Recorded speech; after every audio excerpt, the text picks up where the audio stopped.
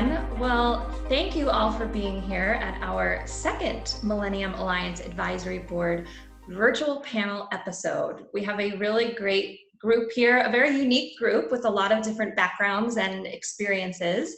And so we are going to be talking about the main topic, which seems to be the only topic these days, is COVID-19 and leadership during this time. What are your industries facing, and essentially what are we doing next?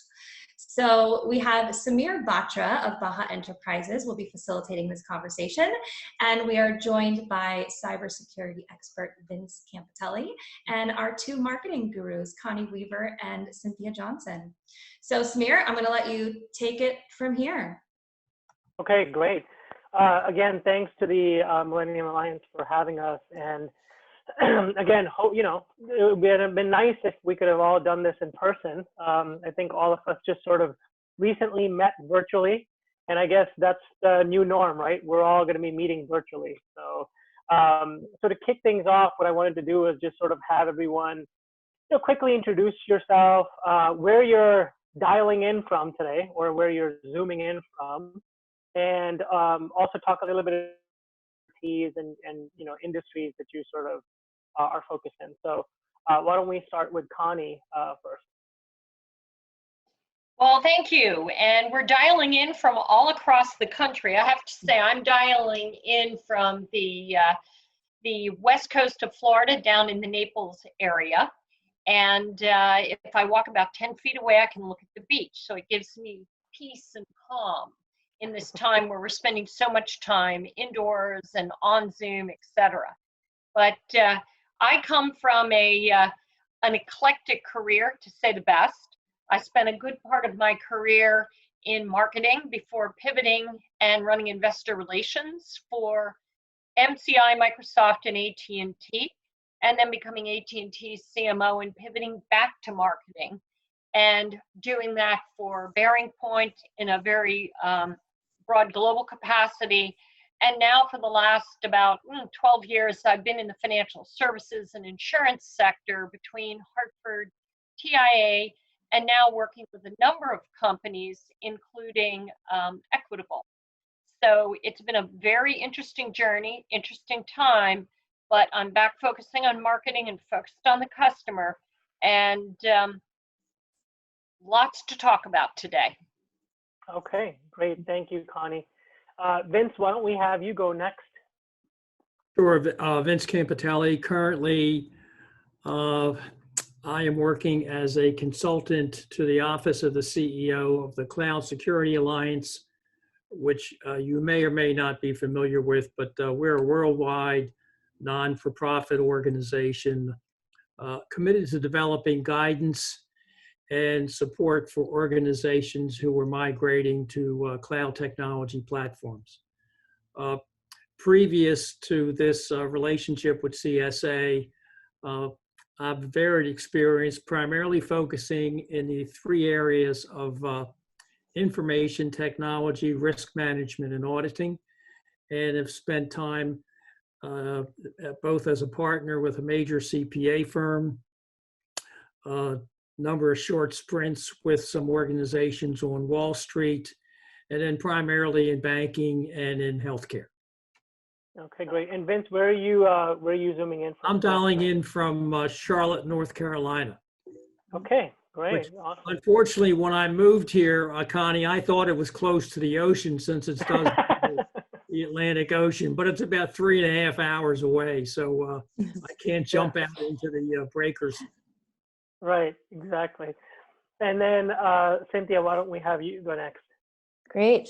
Cynthia Johnson. I'm actually coming to you from Los Angeles, California, also a couple blocks away from the beach.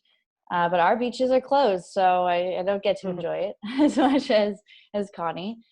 Similar to Connie, I've had a pretty eclectic career so far.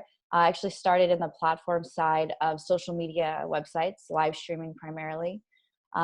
From there, I pivoted into search and social campaigns, and then full-scale digital campaigns, primarily in healthcare, insurance, wealth management, all of the sexy, fun industries to be involved in. I was partnered in an agency that was acquired by a healthcare company. I ran brand development for, and did a bit of investor relations actually for a large behavioral healthcare team. And during that time, sort of saw an opportunity and a trend in digital marketing. And so my co-founder and I left this healthcare company and founded Bell and Ivy. And so we do integrated marketing campaigns, primarily focused on digital transformation and figuring out how to create digital experiences for companies and their teams while utilizing their internal teams and employees at the same time. So this is definitely an interesting time for us and our clients. Great. No, thank you for that. And quick background on me. I've been in healthcare for about 20 years, first 6 years as a consultant, 12 years as an entrepreneur, and now run a venture and advisory firm. So working a lot more in the investor space, where we're sort of co-investing, leading investments, advising companies, growing companies, doing M&A and all sorts of fun things like that. I'm based in Silicon Valley, and so I am about 40 minutes from the beach and the ocean. I have to go over a mountain, and I also cannot swim in it because A, it's too cold, and B, it's closed. So, so that's me. But thank you again for all of you. And again, what an important topic. And I think what I wanted to do was sort of start off with what Connie and Cynthia just talked about. And I wanted to sort of throw this out, and obviously Vince and I will sort of jump into this topic as well. Digital transformation, right? So digital messaging, digital marketing, how to communicate with your customers internally, externally. You know, obviously you all have, both of you have been in this space, and you guys are experts in this space. What's been sort of the experience throughout this journey currently we're in, and how do you see this really transforming or changing, you know, as we sort of, you know, start exiting this pandemic, whenever it may be?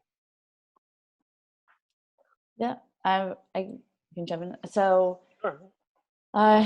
From our experience, there was initially this sense of, you know, well, what about when everything goes back to normal? And that, you know, those are difficult conversations to have because, you know, we're not hired to tell people what they want to hear. We're hired to tell them what they need to hear. And so figuring out, you know, the I guess pathway into, you know, preparing the client and their teams for change. And you know, people tend to want to jump into that customer facing conversation, but you actually need to start with your internal teams and your own culture first, because they're the front lines for your business and they're the ones that have to carry that message. And so I would say that the biggest or the most interesting piece around communication that we saw was sort of changing the thought process on who was priority for hearing the message to how that was delivered, because now everyone's remote. So they're all virtual messages. And then 3 is like, what were the expectations and framework or guidance that you're giving your teams in communicating that back to your consumers and your customers? Yeah. Great. Well, let me jump in on that. And I totally agree. Lots of people talk about the new normal. I just think of it as the next normal and the next normal and the next normal, because it just changes, and it will probably continue to change for a very, very long time, which creates an amazing amount of angst for customers. And it's fundamentally changed the way we live, the way we work, the way we educate our kids, but most importantly, the way we think and the way we feel. And, you know, having to adapt to that is fundamental to being able to reach out and understand how to engage with someone at a critical time. In this point in time, an area where, a period where many of the face-to-face methods we used to use to market, to sell, to communicate, whether it's in a meeting or even with digital, has changed. And as a matter of fact, I would argue that we're in a period where a lot of people, many people, are getting over digital because they got so much stuff coming at them.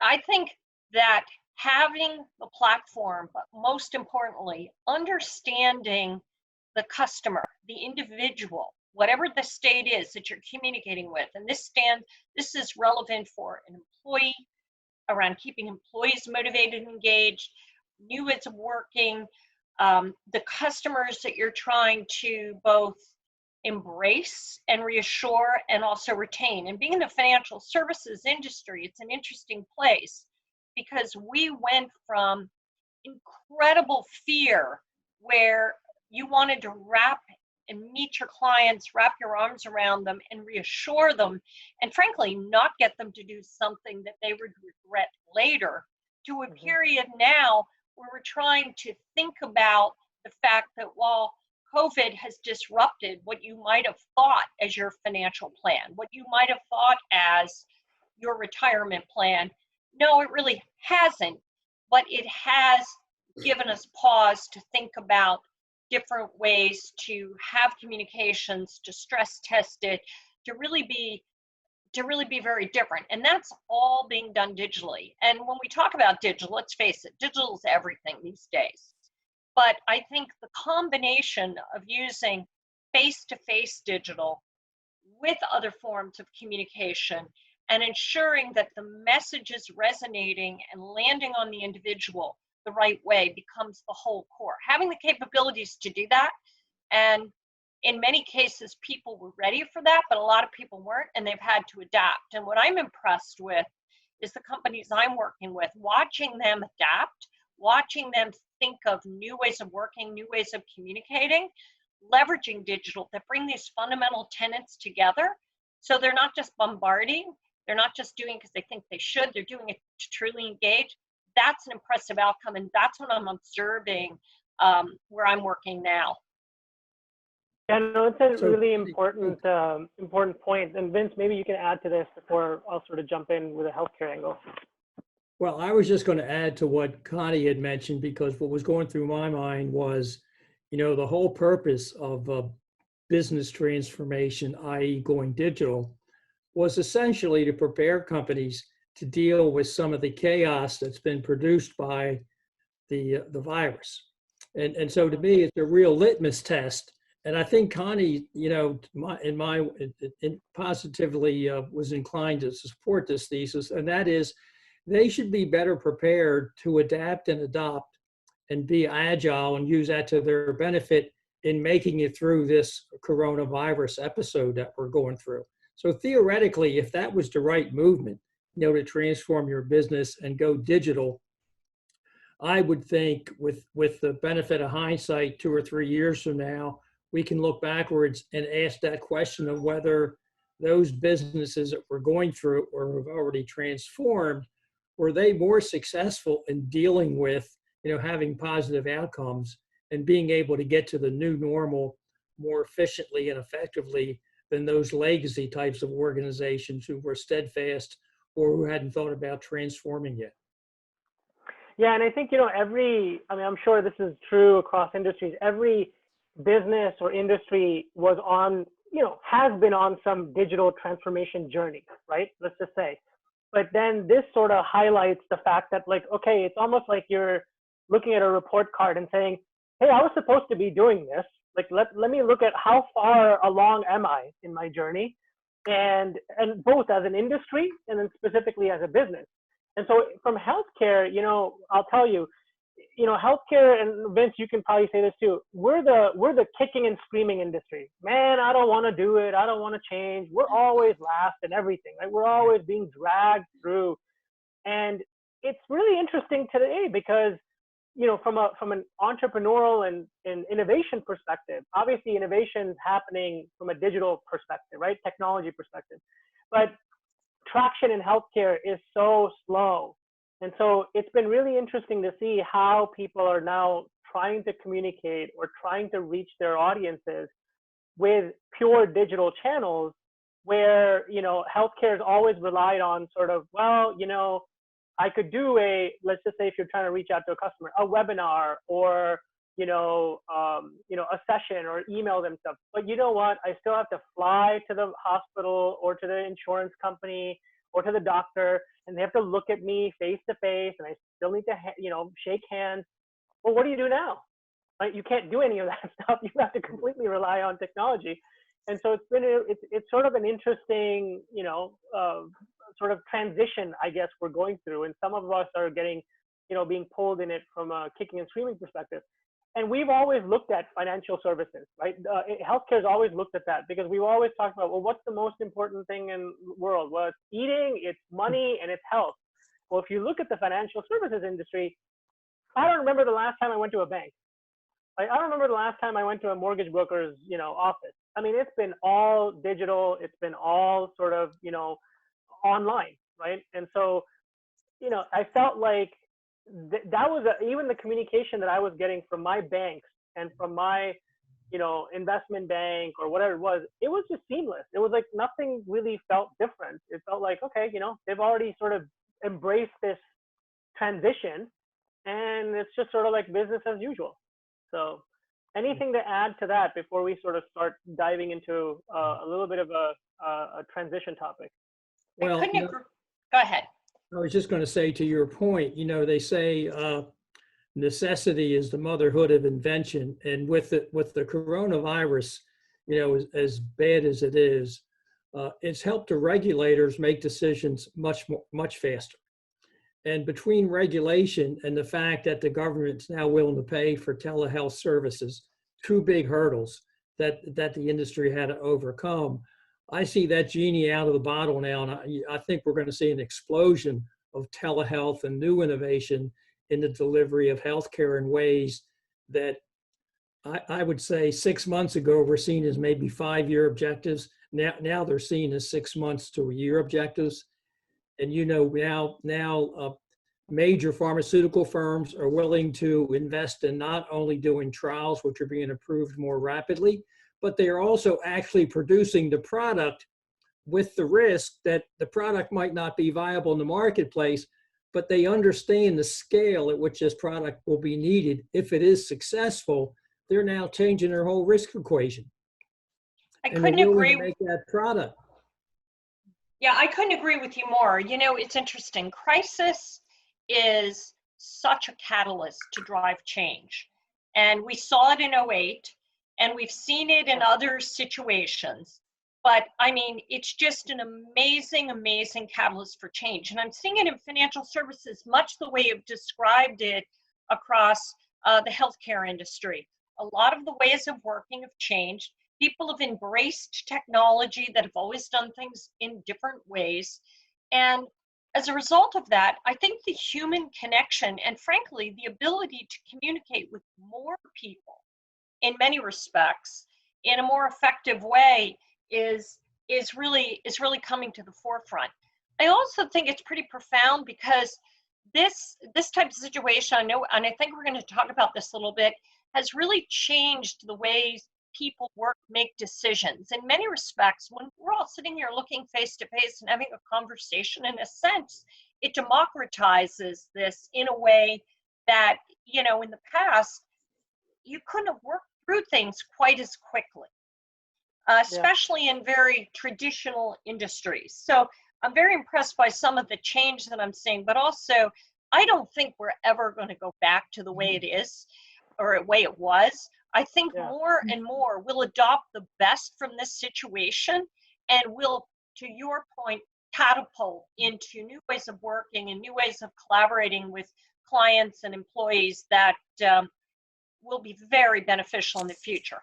Yeah, I think you're right, Connie. I don't recall, I wasn't around at the time, but it doesn't seem to me that too many people went back to the steam engine after when the gasoline cars were started to be produced. Absolutely. Many people going back to the old steam vehicles. Yeah, no, for sure. Cynthia, did you want to add something? Yeah, I mean, for me, I look at head shaking. Yeah, I just look at the culture of a trust that has been forced upon so many of these businesses to trust their teams to actually show up and participate from their homes and deal with clients and then get dressed. And I think that was a really big hurdle for a lot of companies who would have otherwise been remote initially and would have done this a long time ago. And so the companies that had a culture of trust built in already, I think, are really shining through right now in any industry. And the ones that do go back and not because of necessity, or don't change operationally to some degree because of this, I would definitely question what's going on internally a little bit with the decision-making process. Yeah, I think you really ended on an important point there. The acceleration of the decision-making process, and frankly, not overanalyzing, being able to take some risks, to experiment, to test and learn faster. I always call it fail fast, fail forward, but learn from your mistakes. And I think there's more of an appetite for that. Clearly, we're seeing it across. I mean, the healthcare industry is really the poster child for some of that these days, which is good. Well, and I think it's interesting because, you know, I have an example. I have a client that, you know, like we've been trying to sort of have them focusing on their product development and, you know, roadmap and things like that. And suddenly they decided to sort of go develop a feature or functionality. And I'll tell you guys, they did it 10 times faster because they were like, oh my God, I got to. And I'm sitting there going, man, I've been trying to drag you through this for a year, and suddenly in 2 months you did this. Right? Like, okay, like you just said, right? Crisis brings on opportunity. I'm sitting there going, you know, so you always had it in you to do this. But what are, you know, because, but you didn't have a crisis sitting on your head. So imagine if everybody sort of operated that way, right? In terms of getting things done. And so I think, yeah, it is completely, to your point, it's not the new norm, it's the next norm, right? So I think to your point. So let's continue to sort of talk a little bit about, you know, sort of the next, you know, close cousin to marketing is sales, right? So now, obviously, we're seeing this across the industries, right? Everybody is having to change the way that they're communicating with their customers, changing the way that they're working together, right? Collaborating. Let's talk a little bit about sales, or how sales efforts are going to change across these industries. So again, why don't we start with you, Cynthia, in terms of what you're seeing with your customers, in terms of when you're helping them with their digital transformation from a marketing perspective, what are you seeing them, you know, change the way that they're selling? Yeah, well, I think first of all, people like Vince become very important, right? Because there's just a level of security and risk, and sometimes just a knowledge gap, right? Of understanding how to use some of the tools that are going to help you even facilitate that sales environment. I think the really great sales teams and the really great salespeople also see it as an opportunity, because now they're not really, you know, they're not stuck in a time zone where they have to get from one place to another. They don't, you know, they can get people on the phone much faster. People are actually answering phones, and it's, you know, for a great sales team or a great salesperson, I think this is more of an opportunity, because it is chaotic, and people are looking for someone to lean on. And if you believe in what you're selling, and it is something in, you know, healthcare or financial services, there's really no better time to communicate with that person. I mean, we immediately are relating. Everyone's in the same boat, which is, you know, key to sales. Like how do we connect on the same level? And then as far as, you know, I think primarily the biggest hurdle is the technology. Does the customer understand how to use this tool? Do I understand how to use it? And the best thing about, or the best part of a salesperson's personality, though, is that they're going to do whatever it takes to make that sale happen. So they'll learn. They learn quickly because of that urgency. And so sales and marketing, yes, close cousins, greatest enemies. I'm not sure which one to call it, but they work together regardless. And no, but it's impressive to see how quickly sales teams are able to adapt, from what I'm seeing anyway.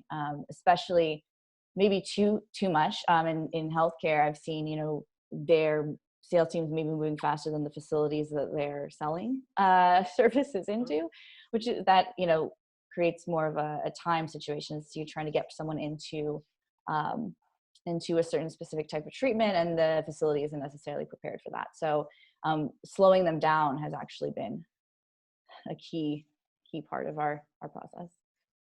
Okay, great. Connie, anything to add to that from your perspective across these different industries? What do you think is going to change? I mean, you know, I think the thing that sort of alarms me, and again, we can sort of talk about this in the next topic when we play our little game across industries, but I wanted to sort of give you a chance to sort of talk a little bit about that, obviously marketing has sort of always been sort of the tool that the sales folks use, right? They're sort of, hey, I'm only as good as my marketing, or my marketing is only as good as my sales. What are your sort of comments around that? I started in sales. So to me, sales, marketing, service, they all work they've got to work seamlessly together.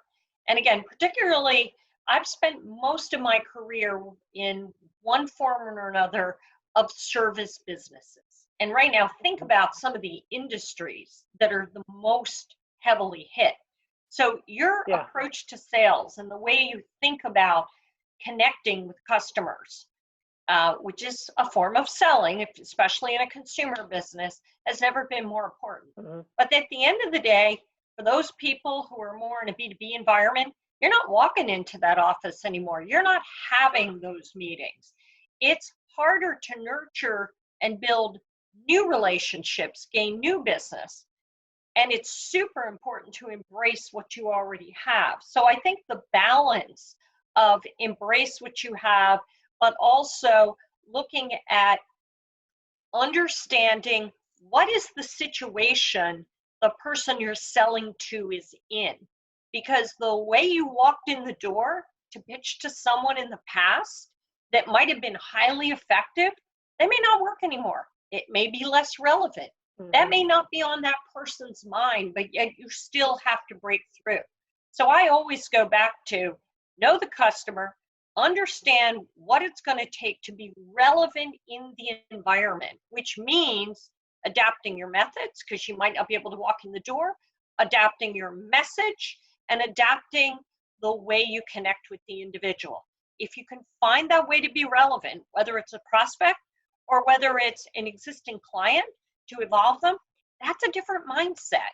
And frankly, I think it requires a better, deeper collaboration with marketing partners, with follow-ups that are digital, with different ways of really surrounding that individual to bring them along. I think the other thing is, the old adage where you look at how people go through the pipeline when you look at lead development. Mm-hmm. Again, it's how do you amplify your message, but engage? How do you bring them in? It might take longer. It's baby steps, but it's amplify, it's engage with relevant information so that you can ultimately have the dialogue. And I can tell you right now, being in the financial services business, particularly in the retirement business, which is where I've spent a good bit of my last several years, retirement isn't something that a lot of people want to talk about anyway. And if you want to talk about COVID turning something upside down, a lot of people's plans, or we're going to do plans, turn upside down. So how do you, as a salesperson, as someone who is going to have that connection with either an institution or with an individual, you've got to approach it very, very differently. And relevance is the only way I know how to open the door. You've got to meet them where they are. I have to say too, and marketing teams have to support sales teams by giving them their, they need to have a place on the website. Their picture, their face needs to exist online. Like, they need to be tied to the business for sure, because people don't have that way of assessing trust, or like, is this person really who they say they are? And so I think that is when you say leaning on marketing, marketing does have to start looking at the sales team as part of, their marketing strategy. Like, where do they exist online? What is out there about them? And it's almost like it's a personnel, branding strategy. They need to look great as your company does.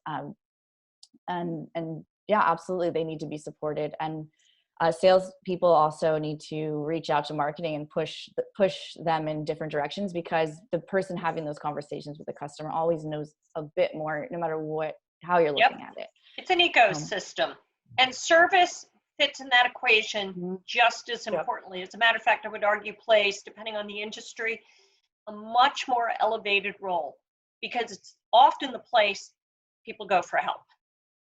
Yeah, Samir, you might see this in your space, but in one of the pre-corona Millennium sessions that I attended, we had a roundtable talking about the impact of transformation.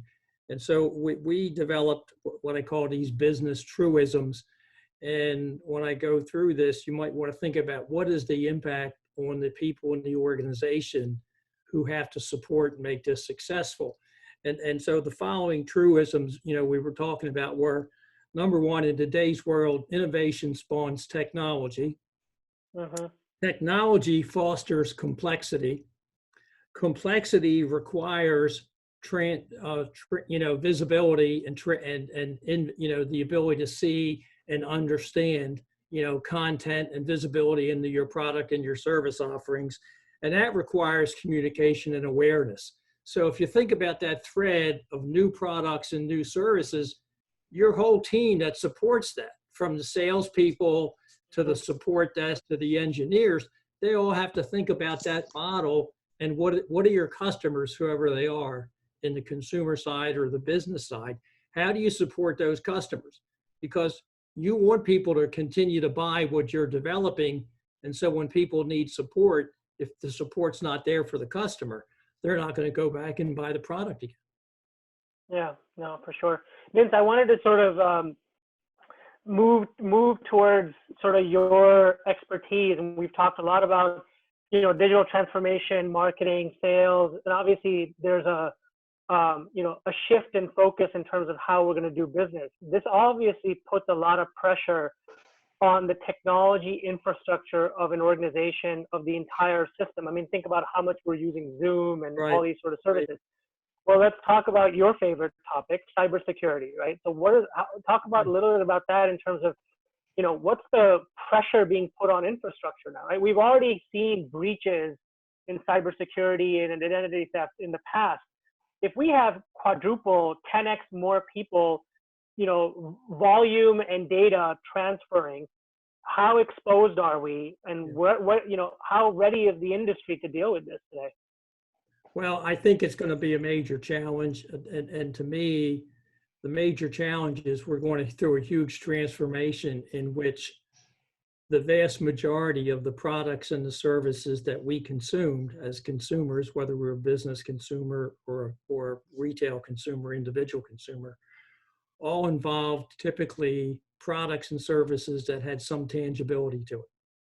Now we're talking about bits of information in the ether somewhere. You don't know where it is, you don't know where it came from, and you don't know where it's going, and you can't see it. So to me, one of my poster childs from a model standpoint of what can go wrong in not understanding that, because when we think about security is really a combination of it's a combination of confidential information, integrity of data and information and systems, and also the availability of it. So one of my poster childs is what happened to Boeing. They developed software which significant sophistication with machine learning, artificial intelligence. Everything that flew the plane before was now put into software. The software at the end of the day controlled where the pilots thought the plane was going to go. And the horrific end state was the pilots never understood, because they were never fully trained, that when the software took over, the pilots didn't know how to take over from the software. And that's why we had these two terrible crashes. And we could have had more. And it goes all the way through the whole system and process we built to design, implement, execute, and review and evaluate software. How much training had to be given to the people who used the software, i.e. the pilots. And so to me, that really is the poster child for how, if you don't have the right practices and protocols in place and take things like information security, confidentiality, privacy, data use, data rights, if you don't take that seriously, you won't be in business very long. Or, your business is going to be put in some really dire straits. But that has to be understood by the whole company or the organization, not just the security and not just the IT people, which pre-coronavirus, most of these people were all at the back of the bus. They didn't even have a fare to get home. They could get on the bus. They could never get off the bus. Yeah. Well, I don't know about that. It's sitting on a couple of boards. Cybersecurity, data security, privacy has all been top of mind. So I would say a lot of those folks have been stars and front and center in ways that they may not have wanted to be, and sort of really push the envelope on how secure are we. I think things like the environment we're in, however, really test us at the fringes. And I have to say, Connie, what? You touched on a very important thing, right? You're taking some people who were always in the background. They were always asked to do something, not be a leader and not be a champion. And now all of a sudden you say, hey, wait a minute, you're no longer in the back room. You really have to wear a coat and tie. I said, well, I don't even have a coat and I never bought a tie. So now you have to think about the cultural change. And I never had to stand up and speak extemporaneously as to what's the business impact of bad security, right? And so I completely agree. I'm sure you guys see that because when you're in that digital marketing, you're looking at the rest of the organization that's having to support, what marketing is trying to accomplish. Actually, no. I mean, sitting in marketing and running, having run and done many transformations in major infrastructures, you begin to appreciate the agility and flexibility of what having that kind of structure affords you. And all it takes, and I've lived through a few of these, not recently, knock on wood, you go through one security breach where your data is compromised and you're dealing with and you guys know this from the healthcare industry. We certainly know it from the financial industry. And we've certainly seen examples where one breach, maybe even at a cash register, can take a reputation like that and shift it in terms of shattering consumer confidence. So I think that there is a tremendous respect for this. And frankly, in this environment where we've had to go from, lots of protection around, my laptop, for example, what I can do and what I can't do, to all of a sudden everybody's working at home without some of the things they have. It's been interesting to watch how capable the security environment has been in allowing and facilitating that kind of pivot. Not always perfect, but certainly impressive. So I think that I think people were more ready than they might have thought they were, but didn't have to execute it at that magnitude. And I think it's to your point, right? It's a lot of this stuff, to Vince's point too, has been there, but it's sort of being put in the spotlight now and saying, well, you know what now, and then added to all of that is that there's just more traffic. I read a report recently or saw an article. There's more traffic on the internet. There's more people online, right? I mean, my internet, it's people when they call me or talk to me, they're like, oh, you're in Silicon Valley. Your internet cannot go down. Like, come on, you're the house that Google and Facebook and Apple built. You guys probably have the best bandwidth. And I'm like, my internet was down for a day today and it completely crumbled me. And they're like, your internet was down? And I was like, yeah. I'm like, for an entire day. It has not happened to me in like 4 years in this house. I've never had internet loss, but it happened during COVID. And that one day that I did not have internet for like 6 hours, it completely crumbled. So I can't imagine like how much pressure we're putting on the systems, right, across the board from a security perspective as well. And remember, a lot of that system is the communications infrastructure and the cable infrastructure in this country. Because right now, it's either coming in a wire or it's coming in through the air. But when you look at the connectivity, that's what's enabling many of us to work at home. And I feel your pain because we had a contractor dig up the cable and fracture it a week ago. So Comcast went down. And when Comcast went down, they were great. They brought it back up. But you're 8 hours without it. And you're now you're doing everything wireless. And it was a whole different ballgame when you're talking about the kind of work you're doing. and different security properties. Right. I don't want to change the subject, but you touched on something, Samir, that was there's more traffic. And you know what that means is qualifying leads is more difficult. So because people are on the internet, you're getting more calls, you're getting more inquiries, you're getting them at all different hours and so figuring out what's a good lead and what's a bad lead has actually become kind of a problem that has to be navigated through, which we've spent, so much time previously figuring out based on the old world, we'll call it, I guess. And now we're faced with this new world with everyone's connected and, their hours are different, the kids, they're teaching during the day, then they're online at night. And so being able to look at, traffic sources and like which you can really trust and which you can has actually shifted quite a bit. And that it takes more time from your sales teams and your marketing teams to funnel through all of that, which puts more pressure on them. So I think that in itself is well, layer privacy and advanced algorithms on top of that. It's harder even to break through even with normal volume. Yeah. For sure. Cynthia, are you Well, saying, Cynthia, I was just going to follow up with Cynthia. Are you saying they're fake lead? Would you call them fake leads, or they're basically, not viable leads, but you don't it's difficult to discern? So I'll give you an example. We've done a lot of work in the behavioral healthcare space. And so typically leads that come in the late hours of the evening to the early hours of the morning are not good leads.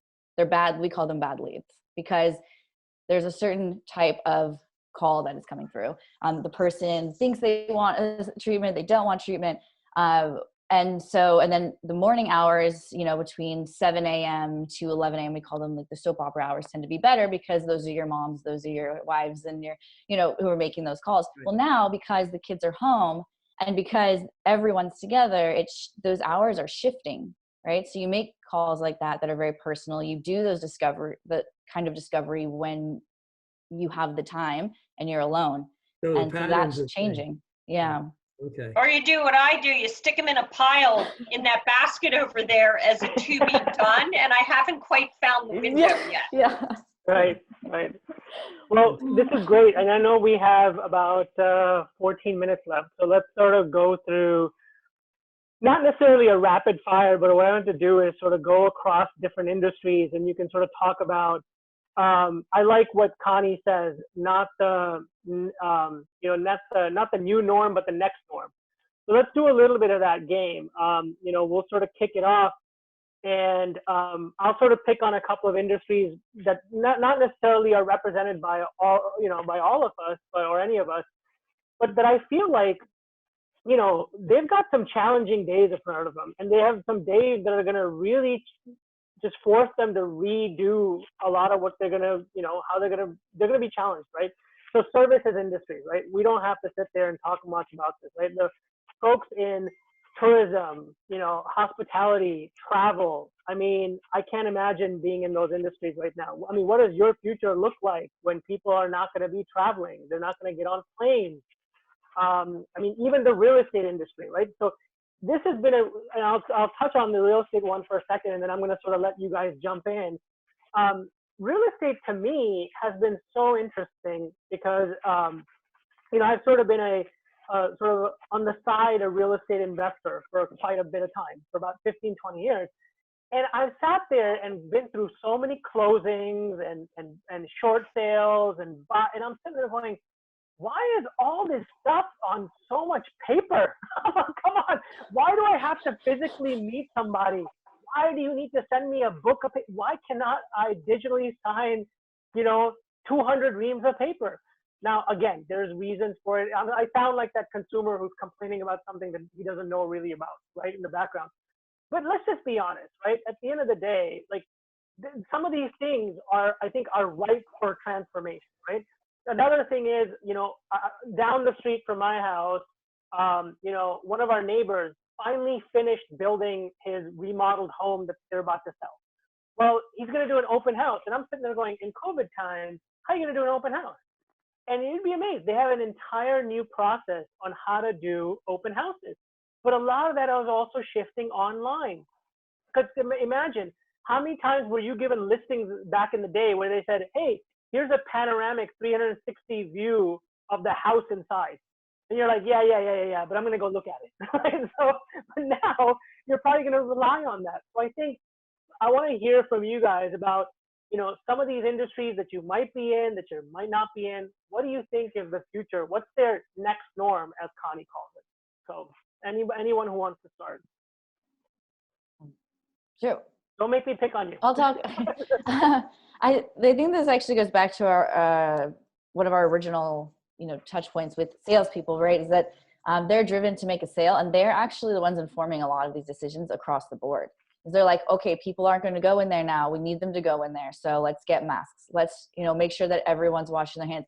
Okay, let's take people's temperatures. They come to the door. Let's make sure that we have these supplies. And I think those real estate agents or the people at the front lines that need them to get through the door are the ones that are helping inform a lot of these decisions, which is great. And the new norm is going to be awkward for a little bit because we'll be 6 feet apart taking each other's temperatures. Nobody there is a doctor, and it'll be laughable and probably make a much more interesting environment for that kind of interaction or sales. Or and as far as travel industry goes, it's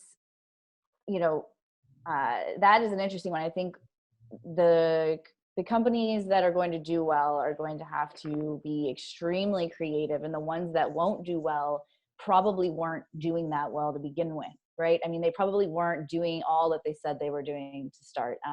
And these review sites and so on are probably going to start having COVID friendly like check marks and COVID friendly this, and they're going to be tested. And so again, here we are back to relying on Yelp. And this is all Silicon Valley stuff, right? It's all tech companies and these websites, like they're the salespeople, they're lead gen. They're going to do what salespeople and lead gen sites do. They're going to make themselves useful and helpful in these cases, which will then make us more dependent on them, because people will be dependent on them. And so that's where I'm seeing it going from industries that have physical locations. In the behavioral healthcare space, I do know that people are quarantined for 7 days alone, with no one but nurses and doctors. So I don't know what that means even for retirement communities, because they do operate in a similar way. But there probably will be this like period of being by yourself before you're allowed into the community. But yeah, in general, I think if we follow the sales people and the sales funnels, we'll start to see where it's heading. So I'm going to come at it from two perspectives. I'm going to come at it from the customer perspective and how well we know our customer. I'm going to go back to something I said earlier, because no one's feeling, or no matter who they are, they're not feeling the way they were before. They're dealing with all kinds of different circumstances, work circumstances, personal circumstances, job loss, job security, all kinds of aspects. I mean, if you think about a person holistically and what their purpose was and the way they interacted before, for the first time, we've had crises. If you think about a 9/11, if you think about 2008, if you think about many of the things that have riveted this country, earthquakes, etc., no time has health and wealth ever completely collided in a way that immediately changed the way we work, the way we live, the way we teach, the way we think, and frankly created a level of isolation for many at-risk populations that has never ever been there before. So when I think back, except for literally physical devastation, you lose your home or something like that, I can't remember anything in my lifetime that has ever remotely been like this. So when you pull back, I don't know that there is an industry that hasn't been affected. So I think it starts with two critical factors. First, it's employees. This stuff starts at home. How did companies think about, empower, handle their employees. I have to say, working with Equitable, I've been amazingly impressed how quickly the company went from the normal way of working to complete remote work, seamless collaboration, deployment of tools, and how people adapted to new ways of working, and how the company adapted to incredible ways of motivating and thinking about how those employees felt. Because that was so seamless, and because it's been, and so motivating, it's been interesting to watch changes occur in the way we've been able to respond and adapt to the way we're thinking about treating our customers, supporting sales, supporting service, creating task forces across the company that bring groups together that used to maybe work sometimes in silos, and now are all focused on a very, very specific outcome, which is how do we reinforce that customer? How do we serve the customer? How do we continue to put our best foot forward and sell in the future? And so I think that so much of the change has come from the heart of companies who have been able to embrace this change and empower this, but also who understand the needs of their employees and have been very sensitive to adapting and enabling. And as a result of that, I think there, and across many industries, they're going to be the ones that will be more resilient, more creative, and frankly, more understanding, and therefore relevant to what customer needs are. That's an esoteric approach, but I'm watching it in practice, and it's impressive. Yeah. So, Vince, anything to add to that? I have a comment that I was going to make, but you want to add anything to that, or talk about any of the industries? Well, I think two things to come to mind that I would say are lessons learned from the pandemic, and one of them is organizations, large organizations who have what's referred to as an enterprise risk management program. They're basically going to have to true up those programs now, and for something like the virus and the pandemic, that's been, and you've seen it in the press, repeatedly talked about as a black swan event. And black swan event is something that happens very infrequently, but when it does happen, it has terrific impacts or horrific impacts. And so I think large organizations are going to have to learn from this and say that, there's no guarantee now that we won't have another pandemic for 5 years or 10 years. I mean, the next one might be 2 years from now, based upon the frequency pattern now that we can look back and see that there's a pattern to this. And so I think, one, they're going to have to start building that in to how they build resilience, and preparedness into their programs. And so I think that's going to be a big takeaway and lesson learned. And then the other important lesson was basically, do you really know your supply chain? And I guarantee you 98% of most people in the US did not know that most of our drugs, most of our face masks, most of our medical protective devices are all made in China. And combine that with the fact that the healthcare industry has been promulgated as a critical piece of infrastructure in the US. And for the last 5 years, they were asked to do an annual risk assessment and identify the risk associated with things like cybersecurity and availability of services. So that, even though that supply chain risk existed, it really wasn't really recognized, although it was there, over the last 5 years in our critical infrastructure industry. So I think that's a wake-up call.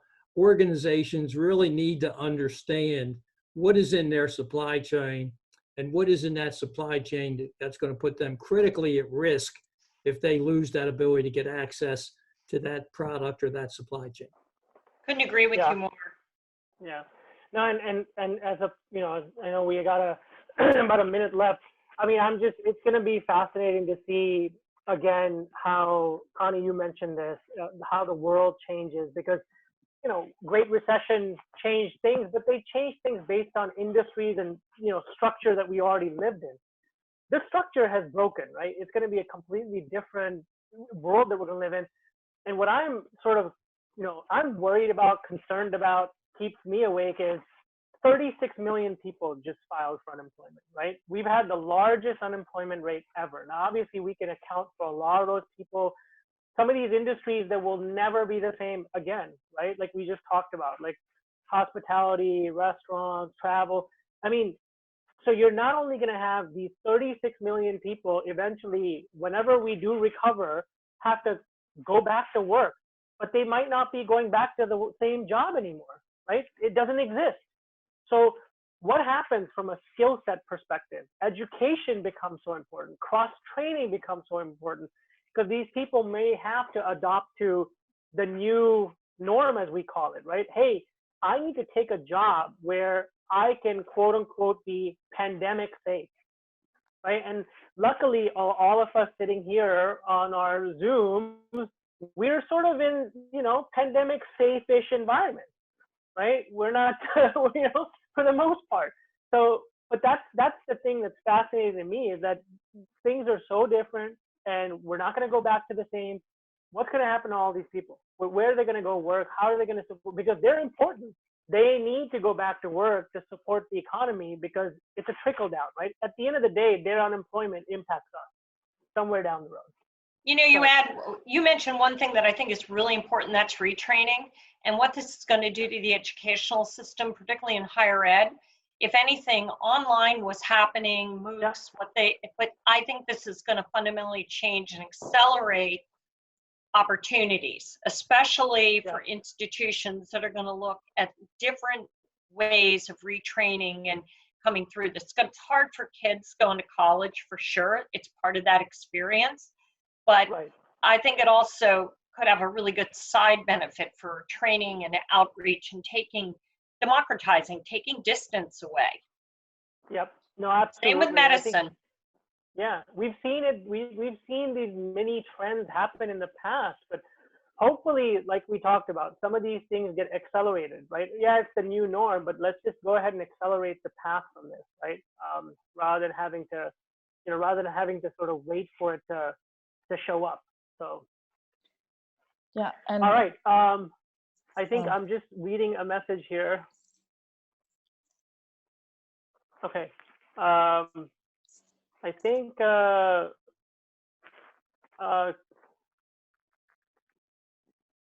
okay. I think we're ready to adjourn. If anybody has any sort of closing comments, I think we'll wait for our host to rejoin us to have us conclude, or I will go ahead and have us conclude. But there's Kara. Hello. Hi, Well, Kara. I'm sure that conversation could have gone on for another hour or two. So. We were just hard to believe it was an hour. It felt like 10 minutes. I know. What a relevant conversation, an important conversation.